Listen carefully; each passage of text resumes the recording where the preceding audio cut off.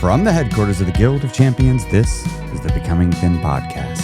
And I am your host, Chris Terrell. And welcome to another week of your weight loss quest. How did this last week go for you, champion? What new challenges did you encounter? But more importantly, what failure did you go through and what lesson did you get from that failure? Come on now. Don't let a perfectly good failure go by without you getting your lesson from it. That's your reward for your troubles, after all. Now, if you're new here, I've lost 125 pounds myself after an entire adulthood of chronic yo-yo dieting. Up, down, up again. Before I finally got sick and tired of being sick and tired of doing that yo-yo dieting shit, and I made some permanent, meaningful, and actual changes to my real-life lifestyle, to my real-life habits, routines, environment, community, and to my systems of belief. Because it's all of those things that create the results of my life, and if I wanted to get new results, I was going to have to go change those 6 things. Now I'm here each week to help you change those things in your life as well, to bring them into alignment to the life that you want to live. I'm here to help you accomplish 4 things, 4 missions, 4 distinct and separate goals. In fact, I call them the core 4 goals as a part of the way I approach weight loss. It is I want to help you become thin, healthy, happy, and in shape. Not 1 of these, not 2 of these, not 3 of these, but in fact all 4. Thin, healthy, happy, and in shape. That was a big thing for me. You know, I'd never tried to pursue all of those at the same time before. I would be like, I'm on a health journey. Was it clear? Was vague and fuzzy? The other thing that I would do is I would be incredibly cavalier with my language, incredibly dismissive of how I talked about myself, because that's how I just lived my life. And I didn't change that. And none of the diets I was going on was telling me anything about that. Like, hey, man, maybe part of the reason why you're not succeeding is because if you ever stopped and think about how you talk about yourself to yourself, it's not very kind, it's not very encouraging, not very compassionate, not very supportive. Now, maybe not for all of you. Maybe you're not like how I was, but I woke up one day and realized I had a bully in my head. That within there, it wasn't always the nicest, most friendliest of places. That if somebody could plant a microphone inside my head and hear the thoughts of how I talk to myself, I'd be embarrassed. I wouldn't want people to hear that. I would think people would think less of me. And I thought, well, the answer isn't to keep it a secret. I think the answer might be to stop doing the things that I wouldn't want people to know I'm doing. I started realizing that the results that I was getting in public were largely being determined by the actions I took in private. Specifically, the most private of private places, my own mind. You see, my thoughts are mine. Unless I say them in some way or do some other way of communicating them to you, the thoughts are just going to live in my head and there's nothing you can do to get to them. There's nothing anybody can do to get to them, at least not yet. These day and age of technology, I ain't going to put it past anybody anymore. But as it stands currently, your thoughts are in fact safe in your mind. And we're going to talk about thoughts today because there's a specific kind of thought pattern that is really important to make sure you make it to the end of your journey. But before we get into that, if you've enjoyed the podcast at any point this year, if you found this podcast to be helpful, if you found it to be impactful in your life, one of the best ways you could give back would actually be to share any episode of the podcast that you found helpful. Share it on your social media. Just say, hey, this guy helped me and this particular episode was really impactful. I would love to get the podcast in front of more people, and I would love to help more people get onto the journey of becoming thin, healthy, happy, and in shape, living in the body and the life of their dreams, whatever that is to them. You know, it's not my place to tell somebody what the life of their dream should be, right? That's up to the individual. I just want the individual to be living it, and I want to help people get there, however, wherever there is for them. But here, I know many of us, we're here to lose weight. We're here to lose weight. And so, I wanted to talk today about a topic, commitment. I wanted to talk about commitment. Now, my dad, before he passed away, was working on a life transformation seminar. He actually was able to put it on a couple of times, and it's pretty impressive. And I have the program. I have it. And I went into it this morning. I've been up for a minute. I woke up at like 4 a.m. My brain is like, we awake. And I'm like, no, we need to go back to sleep. My brain's like, no, we awake. Like, come on, let's go back to bed. Brain's like, you can lay here, but we're awake. So I just got up. I just stopped fighting it. But I was like, I'm reading through this manual and, kind of refreshing my mind on this. So a lot of today is coming from that. So thanks, Dad. I'm going to pass this on to everybody. But here's the thing. Most people think they're committed to their weight loss journey, but they're not. They have this illusion of commitment. And I'm so guilty of doing this myself, where I would trick myself into saying I was committed. And there's lots of reasons I would do it. Lots of things I would do. One of them is I would be super wishy-washy with what it is I'm committing to. Super wishy-washy. I'm on a health journey. Yeah, but your actual goal is to lose weight. Well, I don't want to say that. It's like, but that's actually the goal. You should say it. You should say what you want. Well, but I also want to be healthy. Okay, then say I want to be thin and healthy. Right? Well, I'm just trying to feel better. Okay, well, why don't you say I'm trying to feel better and be thin and be healthy? We could change feel better to happy.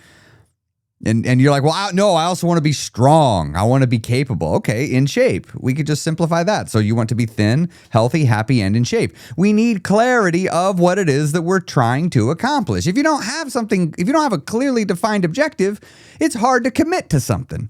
It's hard to commit. And so that's one of the things that a telltale sign that a person isn't committed, because they have nothing to commit to. It's just this vague, general, loosey-goosey concept of something. What are you committed to doing today on your journey? I'm going to move. Okay, well, if you got out of bed and walked to the toilet and went to the bathroom, technically you have met that definition of moving today. So how do we know you did it? And what I've begun to realize, in myself and in many others, we don't commit because when we make a very crystal clear commitment, it then becomes easy to actually fail. You see, part of the reason why we don't commit to something is because we want to avoid failure. If I don't commit, I don't fail. I didn't fall short of my commitment.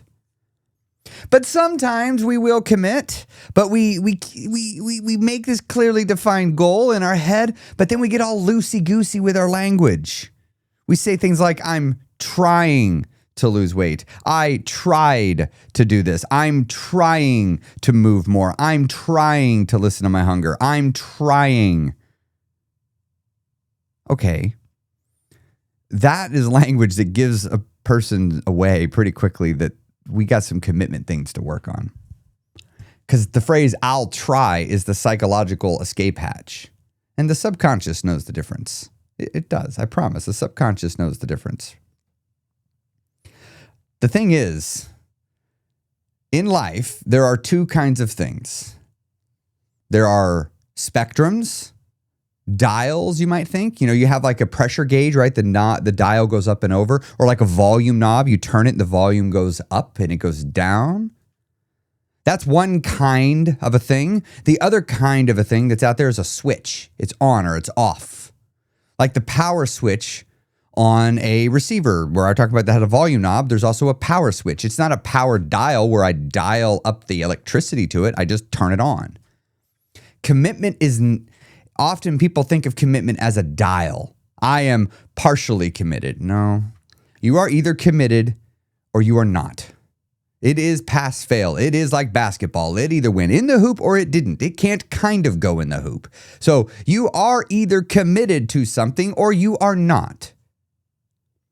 If you do partial commitment, this leads to all sorts of internal conflict. Partial commitment will lead to a process that is just riddled with self-sabotage. Riddled with it. Commitment gives the mind a clear decision, a clear direction on where to go.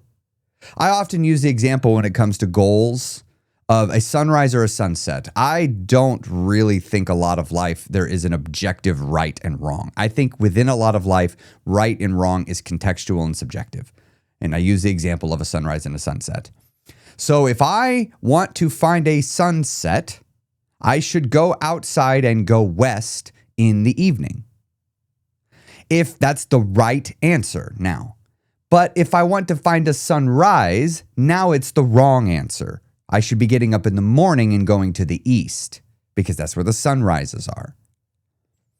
But when you got to make a commitment though. If you want to see a sunrise, you have to be committed to the destination. Outside, looking east in the morning. I got to get there. You got to have a clear direction. And the thing is, when you truly deeply commit to something, and I'm willing to bet that in your life you have truly deeply committed to something. You've had that feeling where it's a commitment deep within your bones that I'm going to do this. I'm going to make this change. I'm going to add this new thing. I'm going to quit this example of I'm going to quit a job. I'm going to quit a relationship. I'm going to quit living where I'm living. I'm going to get out of this toxic environment, right? You're just like, I'm done. It sucked in the past. It sucks now, and it's going to suck in the future. I'm changing this. Well, one of the things you might be committing to changing is your lifestyle. Like, all right, this lifestyle I'm living, it isn't getting me what I want, and I'm committed to changing it, and I'm going to change it. And when you make that committed decision deep within your bones, you feel it in your body. There's an energy that comes with it. I know that feeling. I know that feeling. I look for it.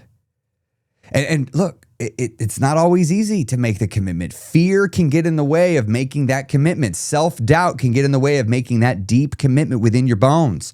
The need for certainty, the need for knowing how something is going to play out can prevent you from making that commitment. People move differently, though, when they're committed. When a person wakes up every day committed to something, truly deeply committed to it, they act different than somebody that's just wishy-washy trying.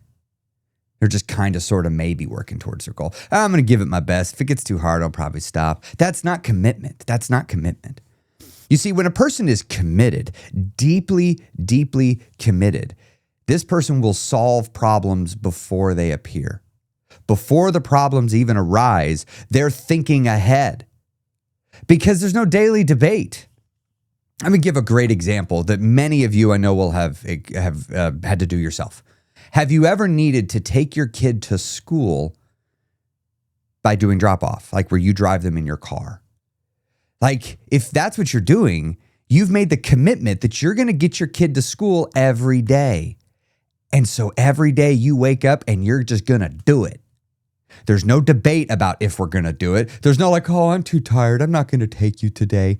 There's not like, oh, it's raining. Oh, we forgot to get gas. Oh, my coffee's not ready. Oh, we're going to be a few minutes late. Guess you're just not going to go. No, none of that is there. The commitment is I am taking my kid to school every day. Now, it's interesting that most of us are willing to make deeply committed decisions for other people. It's interesting that we struggle sometimes to do that for ourselves, but I digress. Coming back to the topic.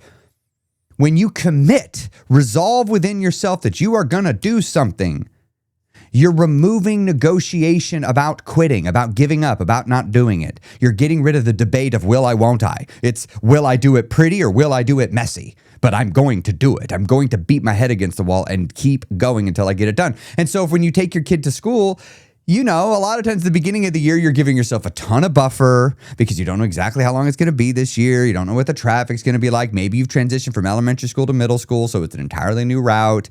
And so you give yourself all this cushion. And then fast forward 2 months later, you've shaved off 20 minutes off that. You know down to the minute you need to leave. You know if that light is red, I need to turn here. If it's raining, we need to add 6 minutes to the trip. You know exactly how every little thing goes because you do it again and again and again and again and again and again and again. And you begin to fine tune and refine it. And the only reason you were able to do that is because you committed to showing up, and not doing it wasn't up for debate. Doing it was going to happen. It's just, was it going to be pretty or was it going to be messy? And a deeply resolved commitment, well, it doesn't, however, do something that a lot of people hope it will do. The reason why so many struggle with making a deeply resolved commitment is because of fear. All sorts of fears, right? Fear of success and that you can't handle. Fear of failure, which is just a fear of success that you can't handle. You know, a fear of looking like a goober smooch. You know, a fear of looking like having your ego not looking good. Just understand, there's nothing wrong with the presence of fear. Fear is okay. But when you make the committed decision within yourself to move towards something, that does not necessarily mean fear is going to go away. It just means fear, the presence of fear, becomes an irrelevant factor of whether you're going to do it or not. It doesn't matter. You're going to do it. And resistance begins to lose the leverage once you've truly deeply committed within yourself, I am going to do this. Not doing it isn't an option. All that is available that I will consider is attempting, giving it everything I have, and not giving up until I'm done.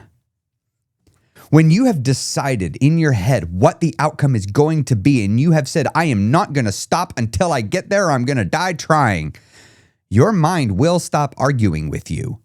But if you make a wussy, mamby-pamby kind of sort of maybe decision, your brain, your subconscious mind is going to not know exactly what it is you want, and it's going to get confused, and you're going to say you're self-sabotaging, but you're not self-sabotaging. You just have a wishy-washy commitment.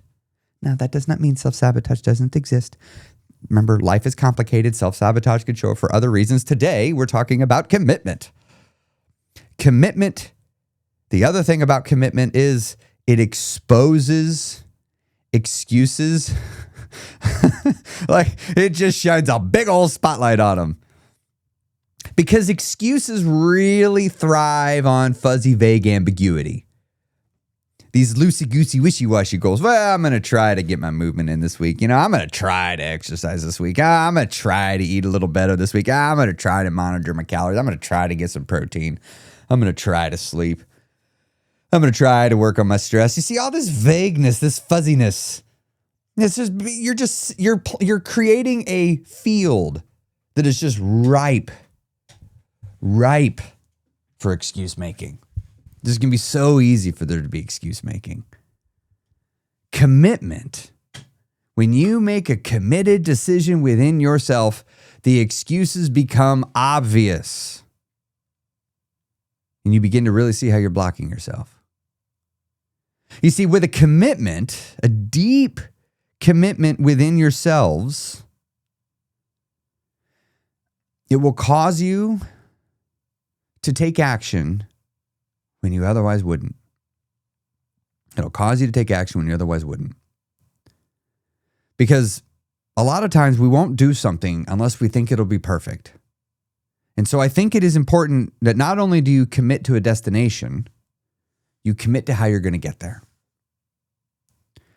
Sometimes we get so focused on what it is we want, but we do it with this perfectionistic mindset that I have to be perfect. I got to get everything just right. Here's the thing. Here's how I feel about perfection. It's this. Fuck perfection. Fuck it. Yes, I am one of those individuals that wakes up every day and goes, I'm going to strive today towards perfection, but I have no expectation of actually hitting it. And if I do, I know it's because it was a fluke and it was just for a passing moment. Perfection, I just don't dig it. When I used to chase it, I never, accomplished it, first off, never accomplished perfect. Neither did anybody else around me, but that didn't stop me from going for it. But when I didn't get it, I would beat myself up in my head because I was committed to an outcome, but I was committed to doing it without failure. A deep committed decision within yourself is best paired with a commitment next to it of, I will not quit. Having this commitment around quitting. Now, you got to understand the psychology of quitting, though. Quitting is this whole thing. A lot of people, they talk so much about, like, how do I stay motivated? I'm going to start this weight loss journey. I'm going to start off on whatever path, but today we're going to talk about, as if it's the weight loss journey. And it's like, yeah, I'm committed to doing it. But how does every weight loss journey end? 100% of them, all of them end with one thing. Do you know what it is? Quitting. They all end with quitting. They all end with you quitting. Quitting is something we need to have a deep understanding of. When do you quit? How do you quit? When should you not quit? How do you know if the signal to quit is something you should listen to or something that you should ignore? How much time have you spent really thinking about the concept of quitting? I hadn't really spent a lot of time thinking about it until I did. And when I started thinking about it, I started thinking about it at the beginning of my weight loss journey because I was, for the first time, approaching my life like a project that I would do at work. And I know whenever I approach a project at work, what's the first thing you do? You look at all the previous attempts and you do root cause analysis.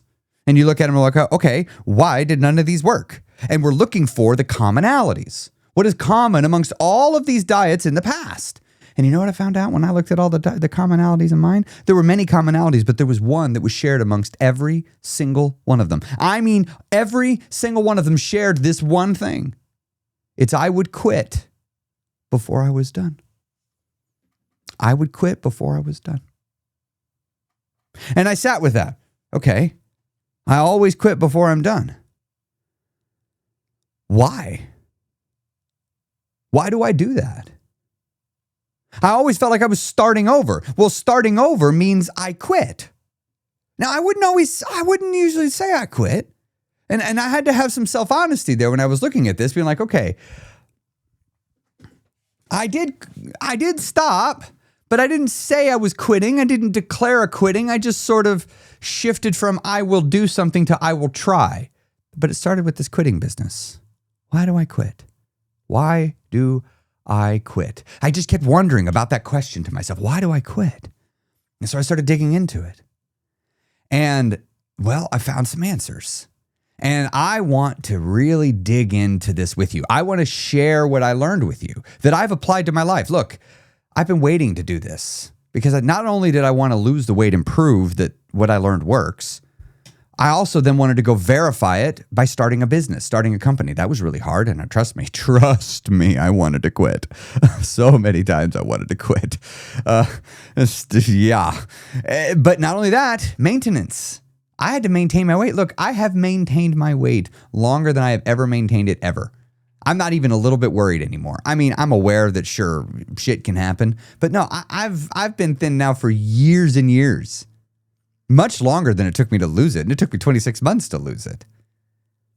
I needed to be able to be sure that what I wanted to share with you works. And it wasn't just enough for me to do it with me. I had to go do it with a whole bunch of other people and start validating that this approach works. And I want to talk about it with you. I want to tell you what I learned about quitting. And every year, at the beginning of the year, and I also do one in the summer, but every year I do a workshop. A free multi-day workshop. And this one's going to be the biggest, best one I've ever done. I'm doing things I've never done before on how to do it. We're going to have, I'm not going to tell you more about it. All right. I'm very excited because I'm going to stop. But what I want to do is I want to invite you to come join the workshop, but I don't want you to miss it. And I don't want you to, so we're not ready to give out all the details yet, right? But I want to get the save the dates out there for you. So you can register by going to whydoiquit.com. Whydoiquit.com. Just give me your name and your email. That'll register you on the list.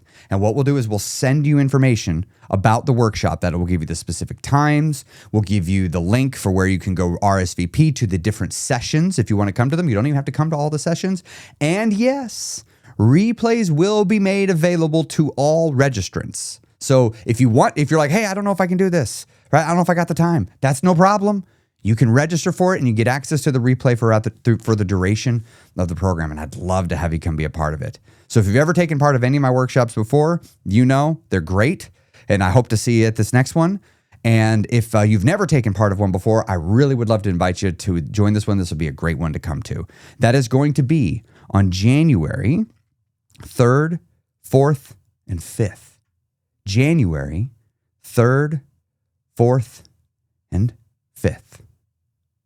That is Saturday, Sunday, and we're going to end on Monday.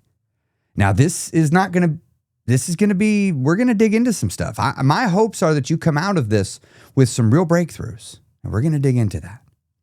January 3rd, 4th, and 5th, and you can register for that totally for free at whydoiquit.com. Here's the thing about commitment. Let's get back to commitment for a second. Because, I'm going to tell you all about the quitting stuff at the workshop. The reason why commitment is so important, that's what I want to talk to you about right now, is because so many people in different areas of their life are living far below their capacity. I have chosen to believe that within all of us, within all people, lies a resilient, capable, smart champion. There's greatness within you. There is whatever it is that you want, you could have it. You probably have to work for it, and it might even take time. But I know that you're capable of going through failure. I know that you're capable of learning from failure and coming back.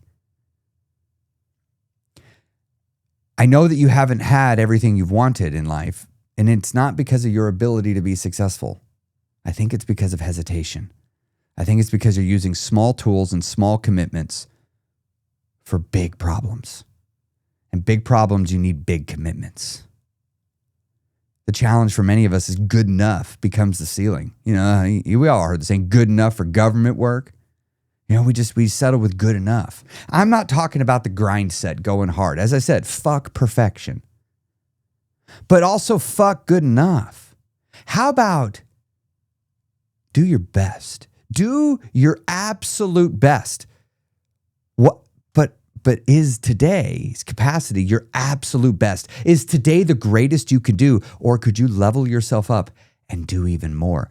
Committing to a big goal draws out the greatness within you. It expands your identity because when you make a commitment to something, especially something you've never done, like maybe losing all the weight for good, while also getting healthy, while also becoming happy, while also becoming in shape, you'll start to actually act like that person. And this commitment to your future self will compel you to move forward. So what I want you to really think about right now is, what are you committed to? What are you pursuing? What is important to you? And I want you to think of these things that are important to you and ask yourself, have you decided what it is that you want? Have you decided what it is that you want? And then have you committed to pursuing that thing? Have you committed to pursuing it? You know, I've had the the pleasure and displeasure of running a few marathons in my life. And here's something I've realized about commitment is you don't make a commitment once. You often have to commit again and again and again. Brutal, right? You have to continue to make the commitment. You know, when I wanted to run a marathon, I have to commit to the training plan, the whole volume of training. But then I have to commit to the monthly volume of training. Then I got to commit to the weekly volume. Then I got to commit to what I'm going to do today. I have to wake up today and commit to doing what it is that I need to do. And then when I get to the marathon day, to the actual day, showtime, I got to commit to never quitting. I got to commit to getting there. Now, I had to learn about that. I had to be taught about quitting so I knew how to not quit. It's the endurance mindset. I had to learn that. And I learned it on my weight loss journey, which is why I got into endurance running, so I could keep tapping into it. I love using that part of the mind. But there's this moment, there's two moments on a run, on a long marathon that are important. Number one is the commitment to do it. You made that a while ago. You're at the starting line and it fires off and you commit and you go. And you've already committed to pushing through pain. But the thing is, somewhere later, especially if you're doing damn trail marathons, because they're brutal, it hurts. I mean, it just hurts. You know, when you run a marathon, it hurts. It's not comfortable nor pleasant. And there comes a moment when your body's like, hey, if you stop, I'm going to stop hurting you because this hurts. And I'm going to keep making it hurt until you stop. And you want to quit. Like, it's natural and normal on this marathon to truly, actually, genuinely, for realsies want to quit. And what I've always done in those moments, there comes a moment in every single race that I've made, somewhere beyond halfway, where I had to commit to doing whatever it takes to get to the end, that I will not stop moving no matter what. I will run, and if I cannot run, I will walk, and if I cannot walk, I will fucking crawl, and if I need to, I will sit, and then I will get up and then keep going, but I will not stop. I will be pulled from this race because I just couldn't do it. I will not give up. If I'm not going to win, I'm going to find out by losing. I am not going to find out by quitting. And I have to have that moment every time. It's where I look fear in the face and say, get out of my way. We're doing this. I learned that on my weight loss journey. Because this is a long endurance thing. I'm going to teach you the workshop about the phases of a weight loss journey. And in the middle of it, we have a phase I call the marathon in the middle. In the middle of this long journey, you've got a marathon. You got a lot of work to do to get up to the marathon. And at the end of the marathon, you're still not done. Because the entire weight loss journey is an ultra marathon. But in the middle of an ultra marathon is a marathon. It's long, it's difficult, it's tiring. You've got to have the mindset to actually make it to the end. And that's something I think some people misunderstand with what I'm trying to do. I am not trying to help anyone lose weight fast. I'm not trying at all. What I'm attempting to do is make sure that you actually make it to the end, that you don't give up and quit short of the goal of becoming thin, healthy, happy, and in shape. That's my objective. I already know it is going to take you a few years to get it done. I usually just have to wait for a person to dilly-dally for a little bit till they finally realize, oh, right, this is just going to take a while and I need to stop dilly-dallying because that's just making a long trip take longer. You got to get out there and push. You got to get out there and stay focused, but you can't push too hard. If you push too hard, you're going to burn out because, as I said, this is a long journey of transformation, and it's about finding that balance of effort so that you can stay focused for the duration of the journey. So I would love to really help you, and for the rest of the month here on the podcast, I'm going to be giving you precursor information for the workshop, because I'm assuming you're coming. And there's bits of information that I believe if you know it, it's going to make the workshop better for you. I want you to think of it like if you went to a musical and you already knew who the characters were. You don't necessarily need to know all their stories. You just know who they all are. And you kind of know a general idea of how they fit into the play. Isn't it a lot easier versus going in cold and being like, I don't know who anybody is. And you're trying to keep up with all the different moving pieces?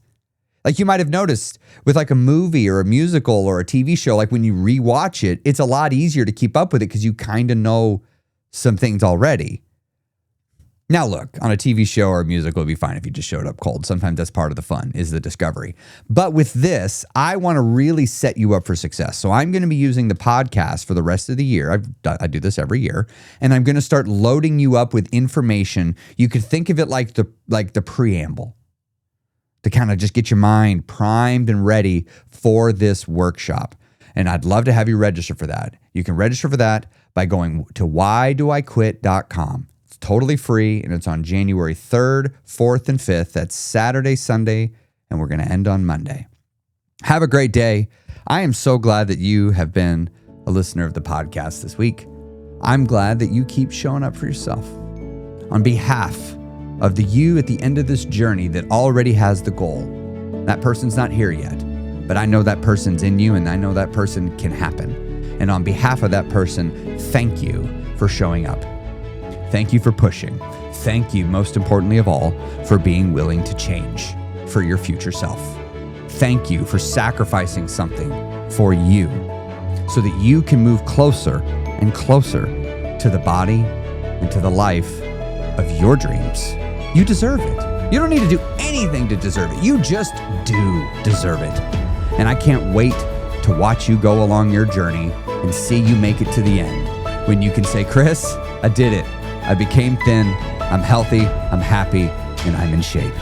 And I'll see you next week on the Becoming Thin podcast.